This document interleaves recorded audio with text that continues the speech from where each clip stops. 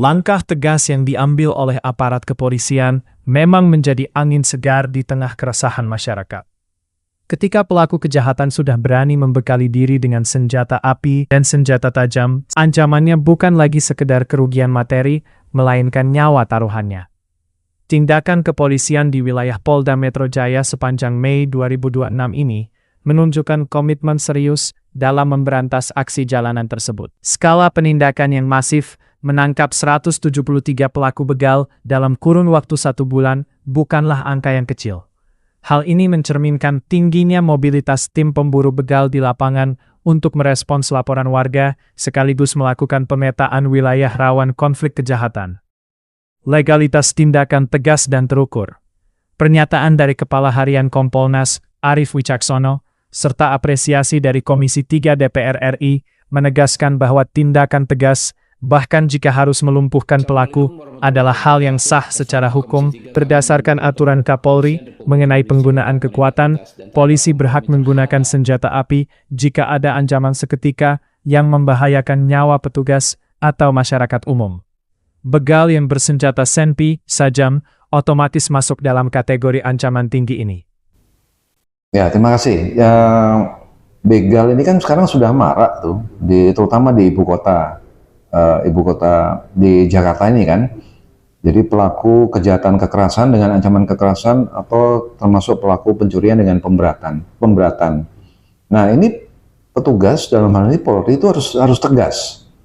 Kalau mereka ini mengancam, apalagi mengancam jiwa masyarakat, kemudian bahkan mengancam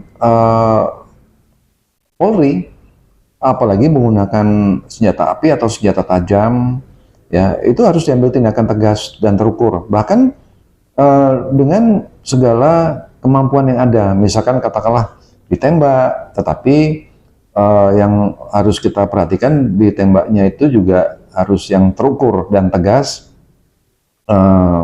dan tujuan untuk melumpuhkan.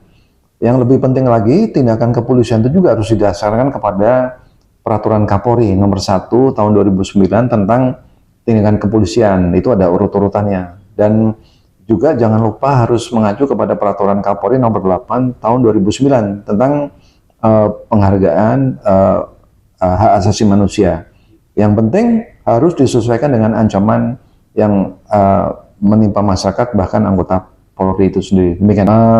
Polri punya slogan melayani dan melindungi, to protect and to serve, ya kan? Jadi kalau misalkan masyarakat butuh bantuan, setidaknya langkah awal itu harus segera diberikan, apapun namanya, apapun oleh polisi di semua level Polsek, level Polres, level Polda, maupun level Mabes Polri.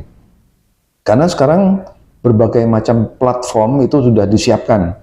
Polisi bisa datang sendiri, masyarakat bisa datang sendiri di kantor polisi yang sudah kami sebutkan tadi, bisa juga melalui call center yang dinamakan 110, ya monggo silakan, dan bisa juga melalui Dumas Presisi, atau misalkan ada anggota Polri yang melanggar kode etik atau profesi, bisa langsung masuk ke QR code-nya Propam Polri. Termasuk kalau mau lapor ke Itwasum, yaitu ada Dumas Presisi, bahkan sekarang ada lagi yang dinamakan super application. Tapi yang jelas Polri di semua level harus menangani apa yang sudah dilaporkan, dikeluhkan oleh masyarakat. Begitu, Mas. Menghadirkan kembali rasa aman, sense of security, yang sempat terganggu. Warga yang terpaksa bermobilitas di malam atau dini hari merasa lebih terlindungi dengan adanya patroli aktif. Bagi pelaku, deterrent effect, memberikan efek jera dan sinyal peringatan keras kepada komplotan begal lain bahwa polisi tidak akan ragu mengambil tindakan paling ekstrim jika mereka melawan.